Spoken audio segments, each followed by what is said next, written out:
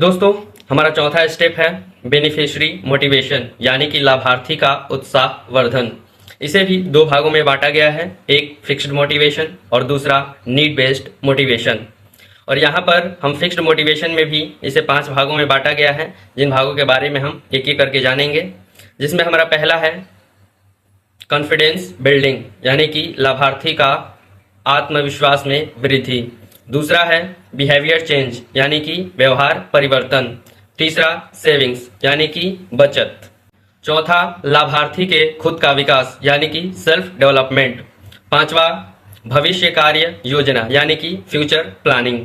तो इन सभी पे हम एक एक करके बात करेंगे। जैसे कि कॉन्फिडेंस बिल्डिंग, अगर दीदी का सामूहिक बैठक होता है, उसमें वो आती हैं, वो अपनी समस्याओं को रखती है, कुछ समाधान भी बताती हैं, जिससे उनके अंदर का जो हेजिटेशन है वो ख़त्म होता है और साथ ही साथ वो बोलने के लिए एबल हो जाती हैं।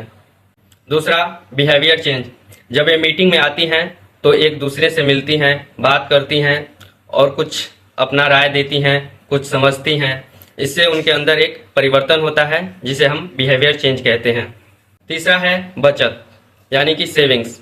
हम उन्हें सेविंग्स के बारे में बताएंगे कि दीदी ये सेविंग्स कितना ज़रूरी है हमारे लिए और हमारे फ्यूचर प्लानिंग के लिए, हमारा सेल्फ डेवलपमेंट के लिए बहुत ज़रूरी है।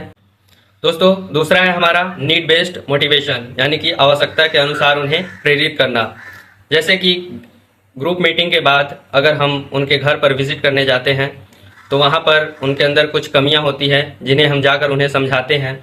वो कमी यानी कि अगर कोई दीदी कार्य कर रही होती है और अचानक से काम छोड़कर अगर वो बैठक में आ जाती हैं, तो उन्हें वहाँ पर नहीं, घर जाकर उन्हें समझाना है कि दीदी आपके पास चप्पल अगर नहीं है, चप्पल नहीं पहन के आई हैं, अगर चप्पल नहीं है तो एक चप्पल खरीद लीजिए। या गंदा अगर कपड़ा है आपका तो उसे साफ़ सुथरा करके पहनिए। फटा हो उसे कोई मतलब नहीं है, लेकिन साफ़ सुथरा होना चाहिए।